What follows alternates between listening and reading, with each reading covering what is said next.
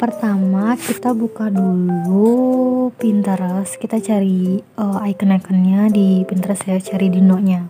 Ini banyak banget pilihannya, tinggal kalian pilih kalian mau yang mana. Nah ini aku udah buat pinnya sih, dino yang beberapa dari orang yang aku cari, lucu-lucu gitu dinonya. Kalau misalnya tuh kalian bisa search aja di situ dino, nanti dia bakal muncul kok dinonya. Nanti kalian tinggal pilih warnanya.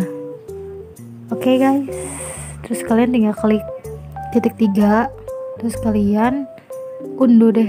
Aku siapin paletnya, jadi nanti pakai palet ini aku buat backgroundnya.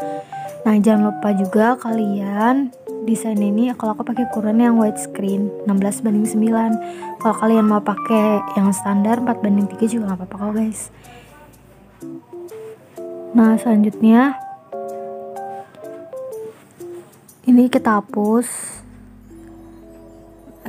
ya guys. Nah guys, setelah ini aku percepat aja ya guys, supaya kalian gak terlalu lama.